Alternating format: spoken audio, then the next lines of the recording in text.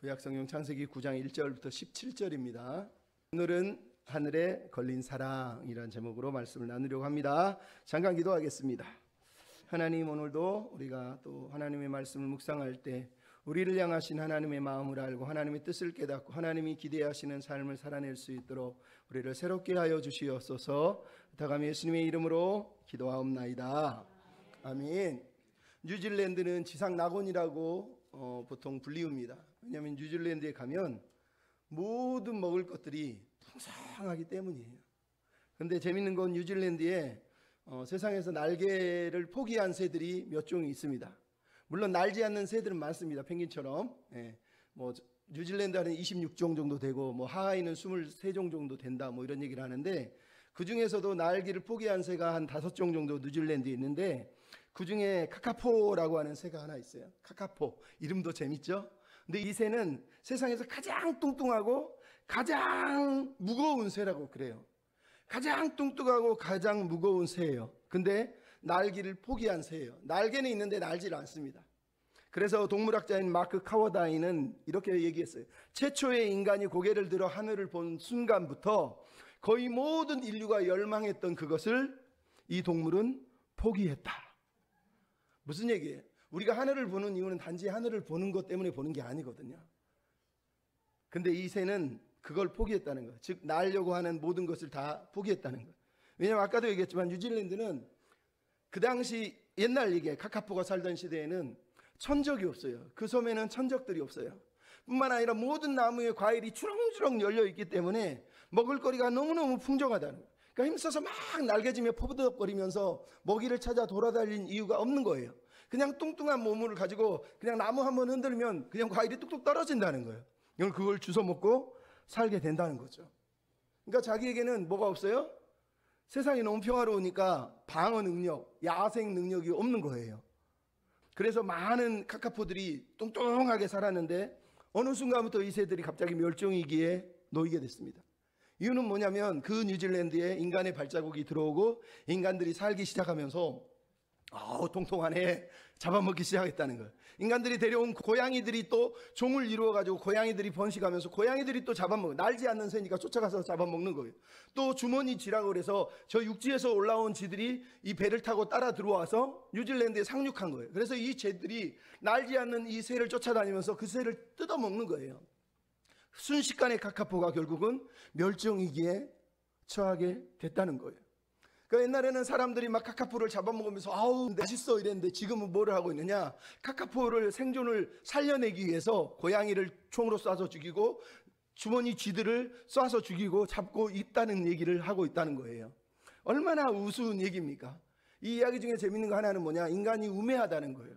처음에는 막 맛있어 그러면서 잡아 죽이더니 이제는 멸종위기가 닥쳤다고 보호하려고 다른 종을 또 죽이고 있다는 거예요. 참 인간이 어리석다라는 걸 우리가 알 수 있어요. 또 하나는 카카포라고 하는 새예요. 카카포의 새, 아까 뭐라고 그랬어요? 날기를 포기한 새라는 거예요. 하늘을 우러러보지 않아요. 땅에 너무 많기 때문에, 땅이 너무 풍족하기 때문에 굳이 하늘을 쳐다볼 이유가 없었다는 거죠. 근데 여러분, 우리는 그렇게 살면 안 된다는 거예요. 우리는 하늘을 쳐다보며 살도록 하나님이 지으셨어요. 인간은 직립보행을 한 이유로 계속 하늘을 쳐다봅니다. 이유는 하늘이 이뻐서가 아니에요. 하늘을 쳐다보는 이유는 하늘 너머에 영원하신 어떤 존재를 향하여서 하나님이 우리 안에 심어놓으신 열망 때문에, 그거를 우리가 알기 때문에 하늘을 쳐다보는 거예요. 그러니까 성경은 그래서 우리로 고개를 들어 하늘을 보라고 말씀을 하시는 거예요. 오늘 본문의 창세기 9장은 우리가 하늘을 쳐다보아야 될 이유들을 오늘 다시 설명해 주고 있습니다. 그 하늘에 하나님의 사랑이 있다고 들려주고 있다는 거예요. 그럼 지난주에 우리가 홍수 심판이 끝난 이후의 이야기를 잠깐 들었습니다. 노아는 홍수 심판이 끝나자마자 배에서 내려서 하나님께 제사를 드렸다는 말이에요. 그리고 하나님이 그 제사를 너무 기뻐하셨다는 거예요. 근데 여러분, 그 당시 고대 근동에는 노아의 홍수와 비슷한 이야기가 있다고 제가 저번에 설명을 드렸어요. 에누마 엘리시라고 하는 고대 근동 메소포타미아 신화에 보면 길가메시 서사시가 있는데, 거기에 보면은 우터나피시팀이라고 하는 사람이 홍수 때에 살아남아요. 근데 예전에 한번 얘기했지만 그 사람이 살아남게 된 이유는 에아라곤 신이 몰래 알려줘가지고 결국은 갈대로 배를 만들고, 그리고 자기 가족들하고 제일 먼저 금과 은을 싣고 가족들을 세우고, 그 다음에 식물의 씨를 심고 나서 가장 유능한 기술자들을 그 배에 다 태우고 나서 홍수대를 피해서 그들이 결국은 살아남게 된다는 거예요. 근데 살아남고 나서 제일 먼저 뭘 하냐, 배에서 내리자마자 이 사람도 산 정상에서 신에게 제사를 드립니다. 7개의 항아리를 만들고 소나무하고 갈대를 통해서 불을 지피고 거기에 향료를 붓고 짐승을 잡아서 제사를 드렸더니 여기저기서 신들이 몰려와가지고 막 파리떼처럼 몰려와서 배고팠는데 너무 고마워 그러면서 막 그 재물을 먹었다는 거예요. 여러분 왜 그랬다고 그랬어요? 고대근동 신화의 신들은 뭐라고요? 인간은 노예예요. 인간이 음식을 주면 신들이 그걸 먹는 거예요. 근데 왜 신들이 홍수를 내렸다고요? 인간이 너무 시끄러우니까. 인간이 너무 시끄럽다는 거. 나 자고 싶은데 신이 잠을 못 자니까 인간을 죽여야 되겠다. 그래서 엔릴이라고 하는 신이 홍수를 내려서 인간들을 다 죽여버렸다는 얘기를 하고 있는 거예요. 그러니까 홍수가 끝나고 제사를 우트나피스팀이 드리니까 막 신들이 막 파리떼처럼 몰려옵니다. 근데 그 중에 어머니 신이라고 하는 마미가 이런 얘기를 합니다. 이 홍수를 내린 이 신이 누구냐? 엔릴이라고 하는 그 신인데 그놈은 절대로 이 제사밥 못 먹게 해라. 우리만 먹는다. 저놈은 못 먹게 해라. 그러면서 그 신으로 못 먹겠다는 거예요. 그러고 나서 에아라고 하는 신이 엔린을 찾아가지고 너 왜 홍수를 내렸냐? 사람이 시끄러우면 인구를 줄이기 위해서 무슨 뭐 가뭄을 보내거나 사자나 늑대를 보내거나 아니면 무슨 질병을 보내면 되지 왜 홍수를 보내가지고 다 죽였느냐? 이렇게 얘기를 했다네요. 그랬더니 엘린 신이 너무 마음이 아파가지고 살아남은 우트나피스팀이라는 사람을 찾아가서 내가 미안하다 너에게 영생을 선물할게 그렇고 영생의 선물을 주고 멀리 떨어져서 강 입구에서 혼자 영원히 살도록 만들어놨다 라고 전해지는 이야기가 고대 근동 이야기 속에 있다는 거예요. 이제 여러분 제가 왜 이야기를 한다고 그랬어요? 세상 사람들이 홍수 이야기를 기억하는 이유는 그때 홍수 때에 노아 말고 다른 사람도 살아남았다는 얘기를 하는 게 아니라 노아 홍수 위에 노아가 낳은 자녀들이 온 세상에 퍼져나가요. 그래서 창세기 10장에 보면 70민족이 나오는 걸 보여요. 70은 완전수, 세상을 나타내는 만수를 얘기해요. 그러니까 70은 온 세상 사람을 나타내는 종족을 나타내는 수란 말이에요.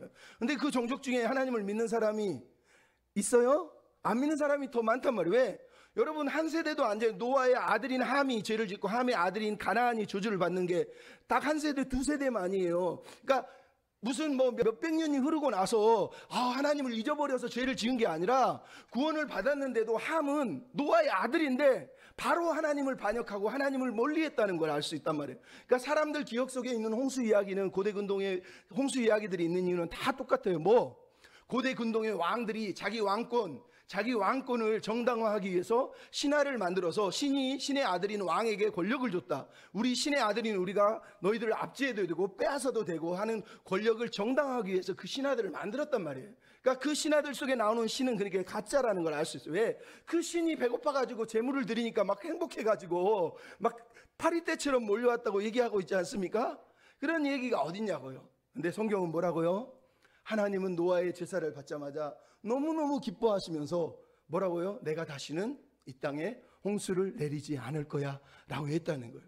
여러분 우트나피스팀이라고 아까 그 사람 이야기 속에는 홍수가 끝나자마자 신들이 어떻게 하면 인구를 줄일까, 어떻게 하면 사람들을 많이 못 살게 만들까 고민하고 있는 게 길가메시에 나오고 있단 말이에요.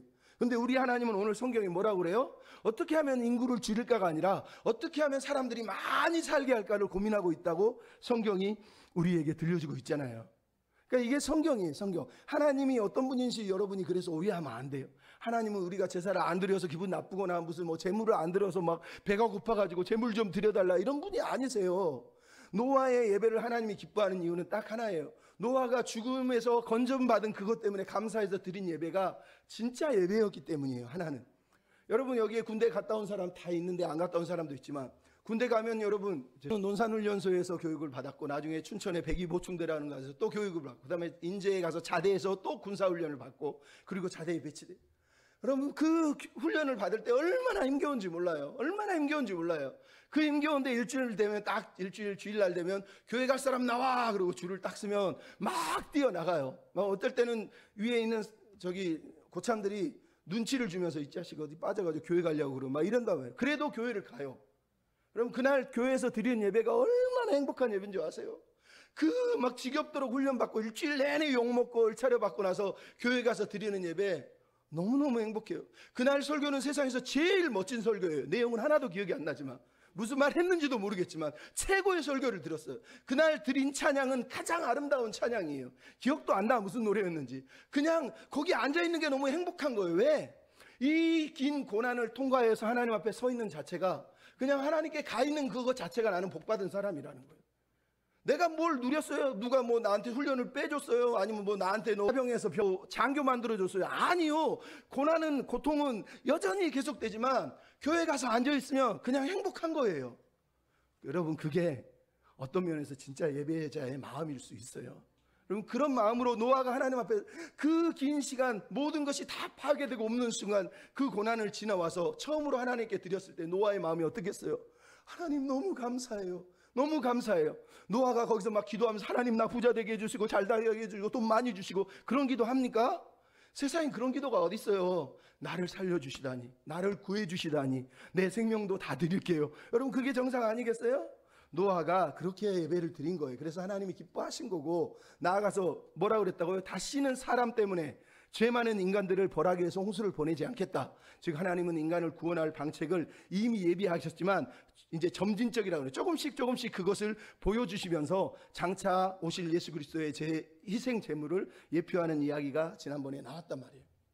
그리고 이제 홍수가 끝났어요. 아까도 얘기했지만 고대 근동의 가짜 신들은 인간을 어떻게 하면 조금씩 못 살게 해서 인구를 줄일까 이러는데, 오늘 성경에 하나님은 어떻게 한다고요? 어떻게 하면 인간들이 많이 살게 할까? 풍성하게 번성해서 살게 할까? 이 고민을 하고 있다는 거예요. 여러분, 이게 하나님이세요. 홍수 이후에 하나님이 제일 먼저 하신 건 뭐냐? 하나님 당신의 비전을 다시 들려주셨다는 거예요. 이게 중요한 거예요. 하나님이 오늘 본문의 1절에 얘기하고 있는 이 말씀 뭡니까? 노아에게 복을 주시며 생육하고 번성하고 땅에 충만하라. 이게 어디 나와요? 이미 창세기 1장 27, 28, 29절에 나오잖아요. 하나님이 아담에게 부여하신 그 명령을 다시 노아에게 또다시 언급하는 이유는, 하나님은 여전히 하나님 당신의 비전, 하나님의 꿈을 붙들고 계시고 인간이 이 비전과 이 꿈을 붙들고 살았으면 좋겠다고 얘기하는 거예요. 이게 하나님의 마음이라는 거예요.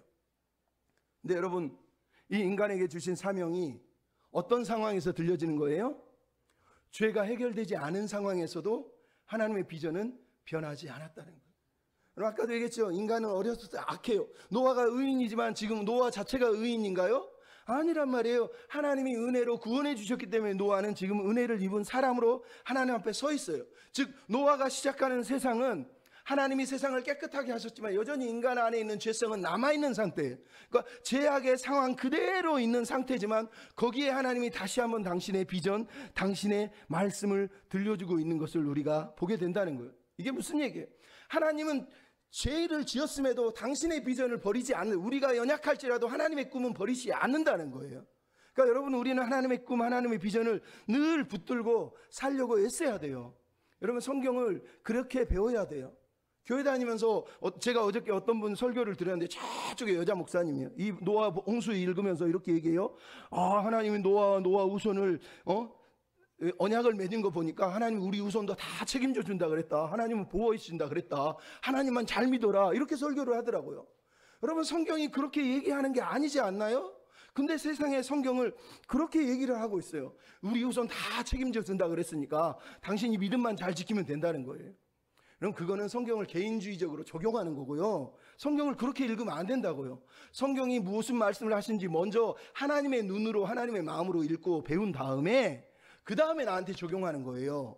근데 그거 다 건너뛰고 성경을 읽으면서 묵상해, 큐티해.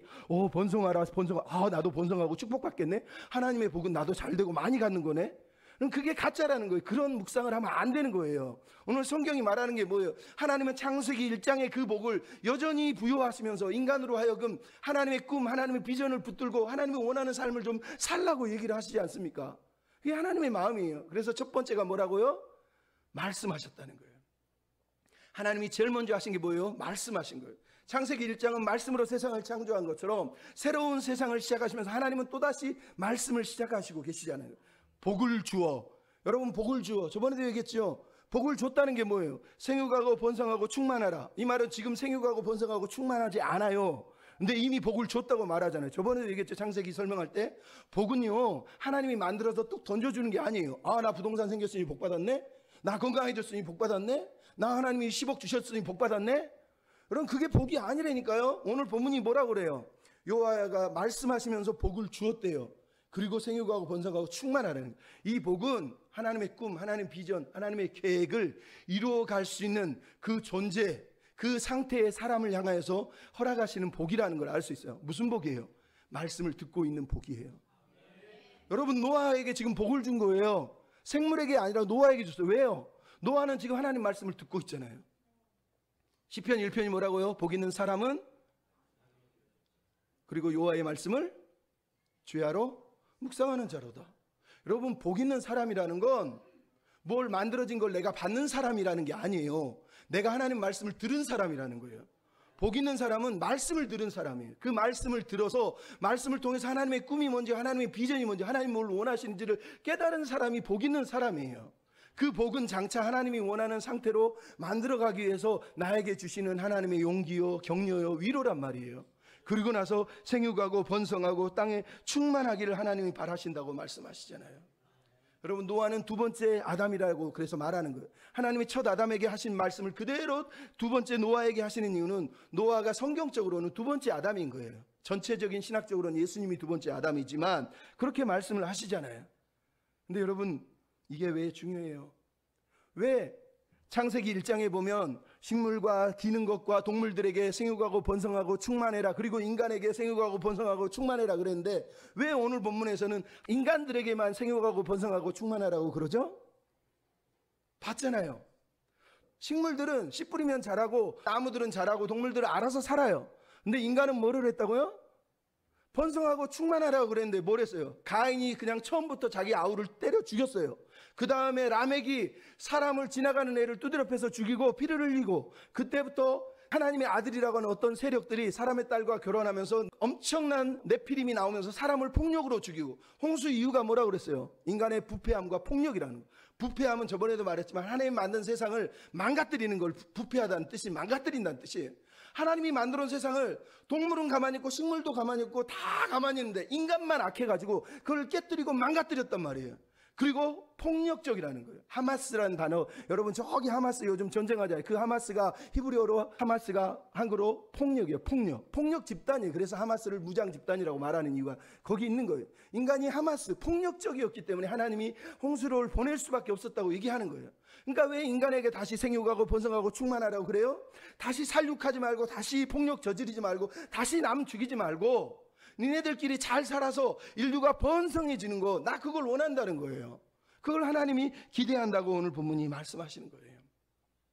그래서 1절에 얘기한 거를 7절에 한 번 더 반복하죠. 7절에도 뭐라고 그래요? 너희는 생육하고 번성하고 가득하여서 번성하라. 왜 똑같은 말을 양쪽에다 얘기해요? 히브리 문학적인 기법이에요. 양쪽 끝에다가 처음 말과 마지막 말을 걸어서 하나님의 마음이 뭔지를 보여주는 거예요. 생육하고 번성하고, 생육하고 번성하고. 하나님의 꿈이에요. 우리가 번성하고 잘 살기를 원하는 거예요. 여러분 이해하세요? 이 말을 오해해가지고 내가 번성하고 내가 잘되고 내가 축복받고, 여러분 그렇게 읽지 말라는 거예요. 그러면 여러분이 교회의 신앙생활하면서 개인주의 신앙에 빠져 살아요. 그래서 세상은 눈 감고 나 혼자 구원받고 나 혼자 복받고 나 혼자 잘 사는 일이 벌어지는 거예요. 성경은 오늘도 얘기하잖아요. 하나님은 여러분 한 사람이 아니라 모든 인류가 생육하고 번성하고 충만하기를 원래부터 원하셨던 거예요. 여전히 그런데 우리가 요즘 하마스처럼 여전히 우리는 세상을 파괴하고 있는 거예요. 그게 슬픈 거죠. 어쨌든 중요한 건 하나님이 그러면서 뭐라 그러죠? 모든 생물을 너의 손에 붙였다라고 2절에 말씀을 하세요. 모든 동물을 너희 손에 붙였다라고 얘기를 해요. 그럼 이게 왜 중요합니까? 창세기의 1장에 보면 하나님이 생육하고 번성하라 뿐만 아니라 다스리고 정복하라 얘기했단 말이에요. 근데 오늘 보면은 다스리고 정복하라는 단어가 없지만 너희 손에 붙였느니라, 이 말은 너희 손에 맡겼느니라 이런 뜻이에요. 하나님은 여전히 인간으로 하여금 세상을, 동물을, 온 세상을 평화롭게 번성할 수 있는 그 방향으로 만들어가기를 기대하신다는 걸 또다시 언급하고 있는 거예요. 단지 여기에 달라진 게 뭐예요? 동물들이 너희를 두려워하고 너희를 무서워한다는 거예요. 여러분 이게 왜 일어난 거예요? 창세기에 인간이 죄를 짓기 전에 세상은 하나님과 사람과 동물과 관계가 다 평화로웠어요. 하지만 지금은 어떤 상태예요? 노아의 후손들이 죄를 가진 상태예요. 인간이 죄를 가진 상태라는 건 뭐예요? 폭력적이고 여전히 폭력이 남아있을 수 있는 그런 상태라는 걸 우리가 알 수 있단 말이에요. 그래서 동물들이 두려워하고 무서워하게 되는 거예요. 하지만 동시에 하나님이 이 말을 하는 이유는 뭐예요? 3절에 나온 것처럼 그들을 먹을거리로 인간에게 주셨기 때문이라는 거예요. 그것 때문에도 두려워하는 거예요. 여러분, 이 말은 얼마나 감사합니까? 창세기 1장 29절 30절에 보면 동물에겐 채소와 열매를, 사람에게도 채소와 열매를 주시면서 육식을 못하게 했는데, 오늘 본문에 하나님이 인간에게 육식을 허용했다는 거예요. 창세기 9장이 우리 정민 전사님 복음이죠?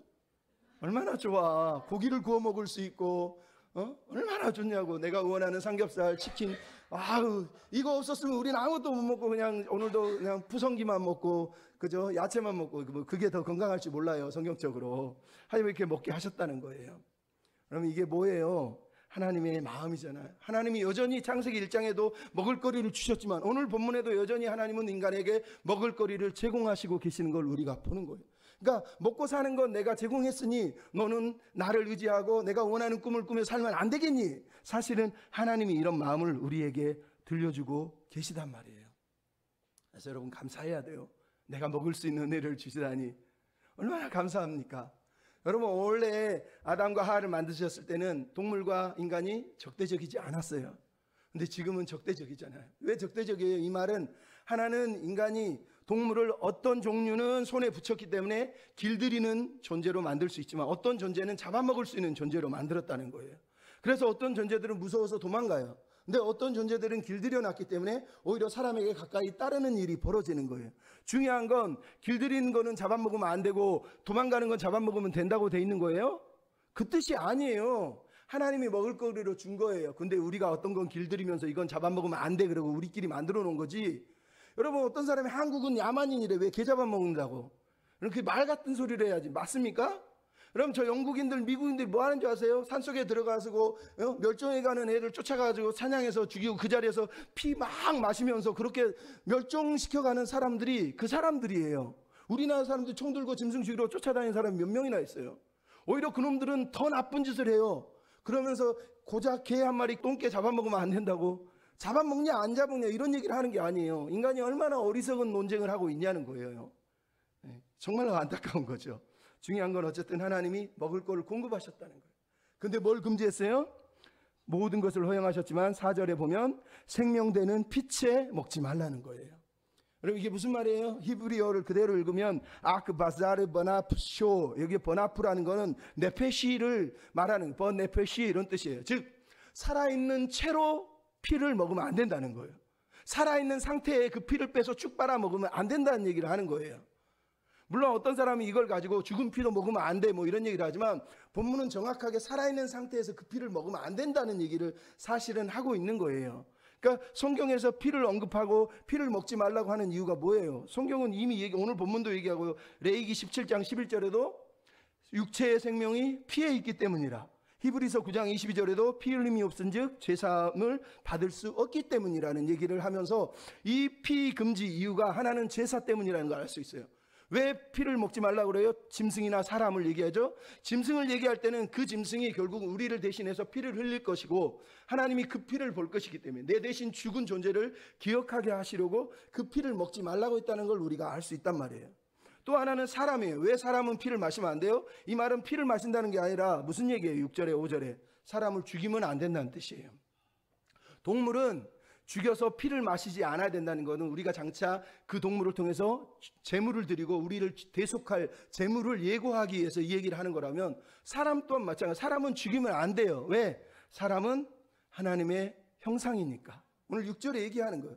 결국 하나님의 마음에서 생육하고 번성하라는 이유가 뭐예요? 목적이 뭐예요? 하나님의 형상으로 번성해야 된다는 거예요. 그냥 번성하는 걸 하나님이 원하는 게 아니에요. 사실은 인류가 막 번성해지는 이유는 뭐냐? 하나님의 형상으로 번성하기를 원하는 거예요. 우리가 하나님의 형상임을 알아서 사람을 대할 때도 가인처럼 라멕처럼 막 때려 죽이는 게 아니라 오늘 본문에 5절에 보면 사람이면 그 사람의 형제를 피를 찾을 것이다 이 말이에요. 인류는 형제라는 거, 하나님이 하나님 안에서 한 가족 한 형제인데 함부로 사람을 때려 죽이면 안 된다는 얘기를 지금 오늘 본문이 하고 있는 거예요. 그러니까 하나님은 이 노아 홍수 이전에 인간이 범한 이 폭력과 살인을 보면서 너무 아파하신 거예요. 그래서 다시 노아에게 생육하고 번성하는 복을 빌면서 사람을 죽이지 말라는 거예요. 사람을 존귀 여기고 하나님의 형상으로 만들고, 네가 하나님의 형상이면 저 사람도 하나님의 형상으로 대하면서 하나님의 형상이 가득한 삶을 살라고 사실은 말씀하고 있는 거란 말이에요. 그러니까 여러분 이거를 기억하실 필요가 있는 거예요.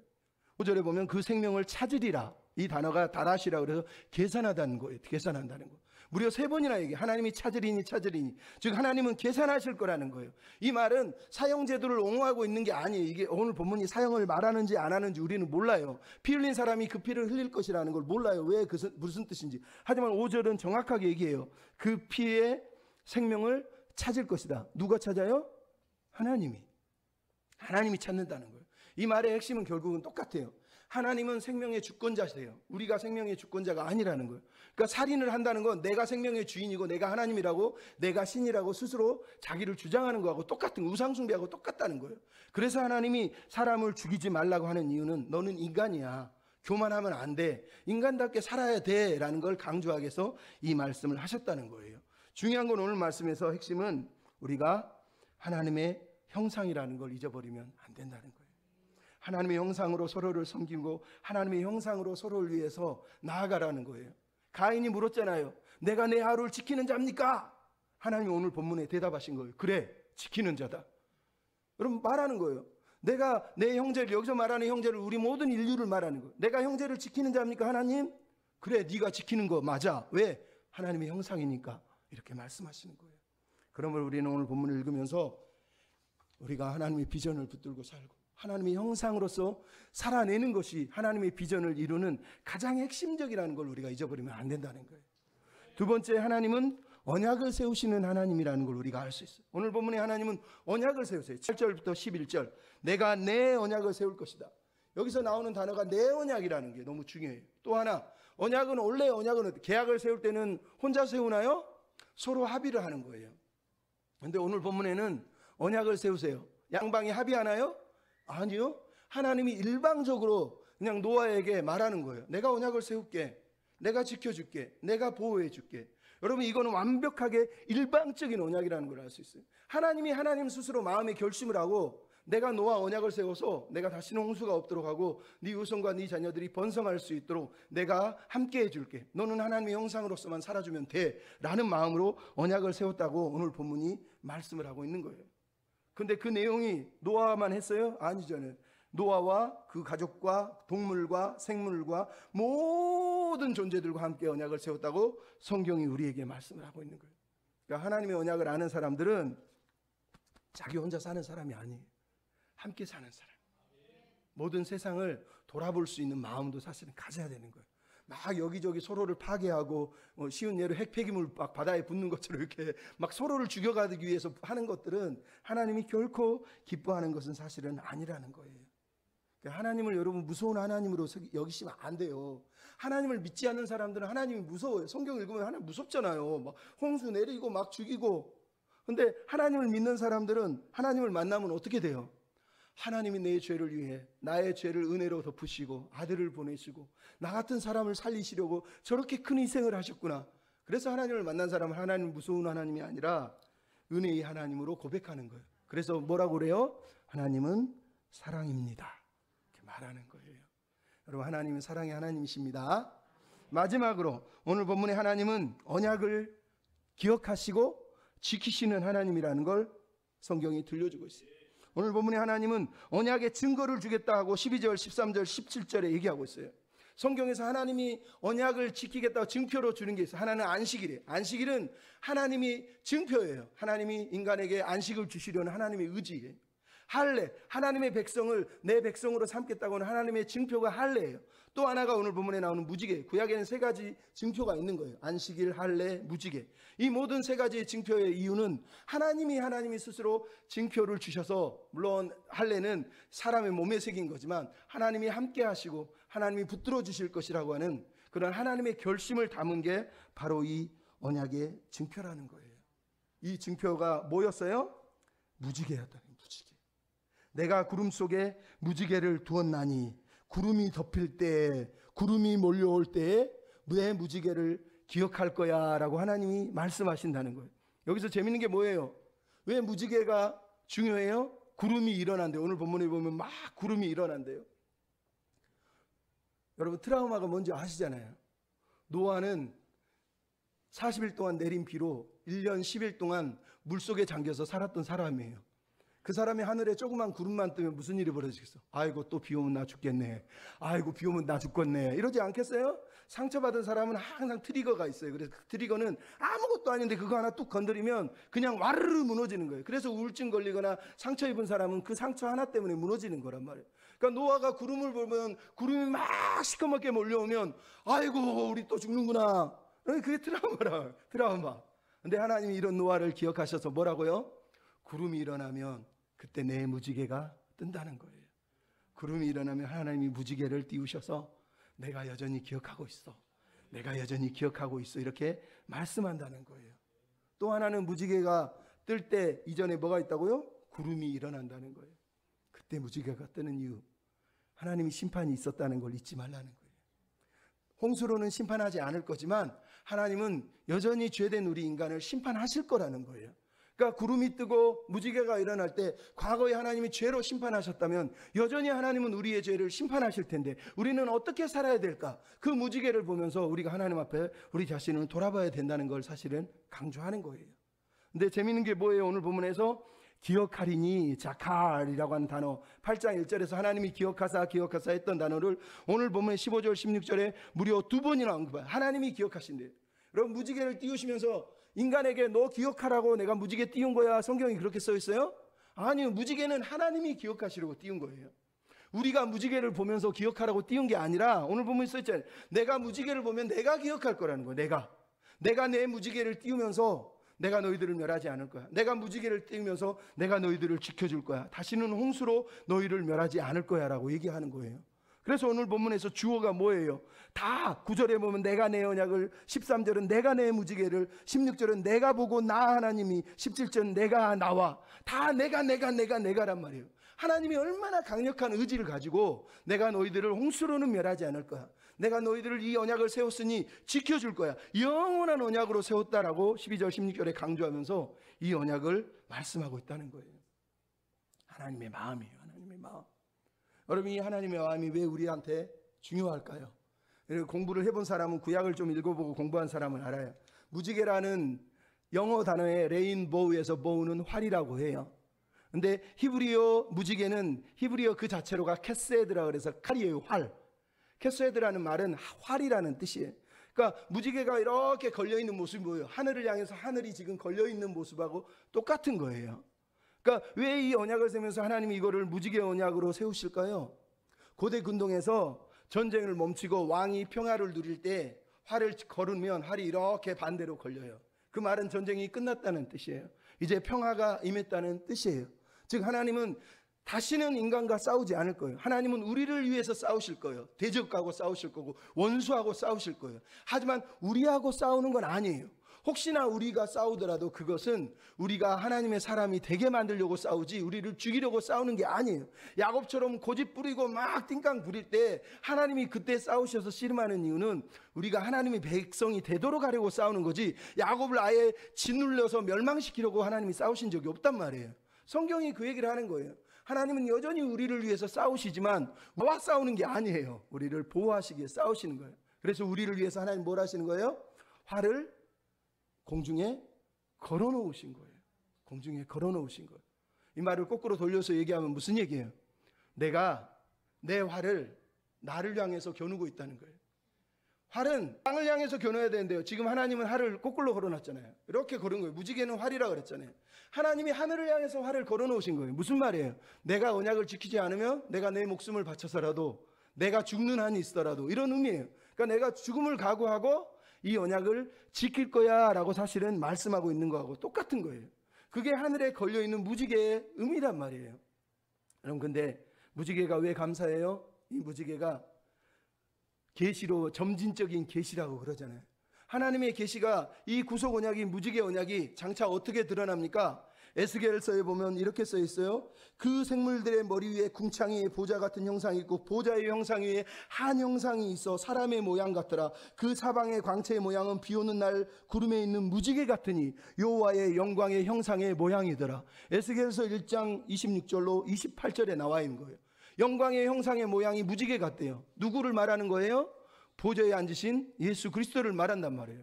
그래서 이브리서 1장 3절에 뭐라 그래요? 그 아들은 하나님의 영광의 본체요 그 본체의 형상이시니라. 그가 말씀으로 능력으로 만물을 붙드시고 죄를 정결케 하는 일을 하시고 보좌 우편에 앉으셨느니라. 보좌 우편에 계신 무지개는 예수 그리스도라고 성경이 얘기하는 거예요. 그래서 계시록 4장 2절로 3절에 뭐라 그래요? 하늘을 보니 하늘의 보좌를 베풀었고 그 보좌 위에 앉으신 이가 있는데 앉으신 이의 모양이 백옥 같고 홍보석 같고 또 무지개가 있어 보좌에 둘렀는데 모양이 녹보석 같더라. 여러분 보좌 위에 누가 앉아 계신 거예요? 어린 양 예수 그리스도가 앉아 있는 거예요. 성경이 하늘에 무언가를 달아놓고 자꾸 보라고 말하는 이유는 누군가가 우리 대신 희생했다는 거예요. 왜 모세가 놋뱀을 높이 들었습니까? 그 놋뱀을 쳐다보면서 나를 위해서 대신 죽으실 예수 그리스도를 보라는 거예요. 하나님이 하늘 위에 높이 무지개를 달아놓은 이유는 그 무지개를 보면서 누군가가 그 활이 자기를 향해서 내가 대신 죽어주더라도 너희들의 죄를 용서해주고 너희들의 죄를 덮을 거야 라고 하는 하나님의 각오가 걸려있는 게 저 하늘에 걸려있는 무지개란 말이에요. 저 골고다 언덕 위에 십자가에 높이 달린 예수 그리스도가 그 무지개세요. 우리를 위해서 대신 목숨을 걸으시고 대신 목숨을 내어주시면서까지 내가 너를 구속할 거야, 너를 지켜줄 거야, 너를 결국은 마지막에는 구원해 낼 거야 라고 말씀하시는 게 하나님의 무지개 사랑이에요. 여러분 이 사랑, 이 은혜를 기억해야 돼요. 옛날에 맥스 루카도라는 사람이 그런 얘기를 했단 말이에요. 예수님을 십자가에 매달은 것은 저 녹슨 못이 아니라 하나님의 뜨거운 사랑이에요. 사랑이 못이 예수님을 십자가에 걸어놓은 거예요. 그러니까 우리가 보는 건 녹슨 못이 아니라 그 사랑의 하나님을 보며 사랑의 희생의 은혜를 베푸신 예수님을 보면서 감사하는 사람이 되라는 거예요. 여러분 오늘 본문의 무지개 언약 그리고 하나님의 십자가 사랑의 언약 다 똑같아요. 뭐요? 우리가 변했기 때문에 무지개 언약을 주셨어요? 그리고 완벽해서 무지개 언약을 주시고 십자가 언약을 주셨어요? 로마서 5장 6절 8절 10절 뭐라 그럽니까? 우리가 아직 연약할 때, 우리가 아직 죄인 됐을 때, 우리가 아직 원수 되었을 때 하나님이 먼저 무지개를 걸으시고 하나님이 먼저 그 아들을 십자가에 올려놓으셨다고 얘기하는 거예요. 우리가 먼저 사랑한 게 아니에요. 여러분 막 맛집 쫓아다니잖아요. 여기 진짜 맛집, 여기 은혜의 맛집, 사랑의 맛집이 여기 있잖아요. 원조 맛집이 여기 있잖아요. 요한일서에 뭐라 그럽니까? 하나님의 사랑이 이렇게 나타난 바 되시니 하나님이 독생자를 세상에 보내시면 우리를 살리려 하십니다. 우리가 사랑하면 그가 먼저 우리를 사랑하셨기 때문이라는 거예요. 진짜 원조 맛집이에요. 사랑의 맛집. 먼저 사랑했다고요. 가장 먼저 퍼스트 러브, 첫사랑, 최고의 사랑으로 우리를 아주 태초부터 죄인 됐을 때, 원수 됐을 때, 아직 연약했을 그때 이미 사랑을 결정하시고 사랑하신 분이라는 거예요. 그래서 우리가 하나님 앞에 감사하는 거예요. 그래서 우리가 하나님 앞에 찬양 드리는 거예요. 하나님 고맙습니다. 여러분 하늘을 우러보십시오. 하늘 위에 무지개가 떠 있어요. 진짜 무지개, 하나님의 놀라운 사랑의 십자가가 여러분 눈에 선명하게 보이지 않습니까? 그 십자가를 보면서 감사하세요.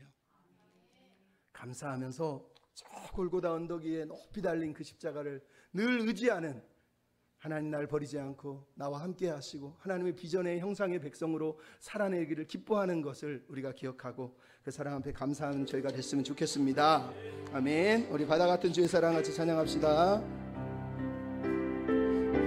바다 같고 한없는 은혜를 바다 같은 주의 사랑 내 맘속에 넘치네 생명의 주 우리를 위해 보혈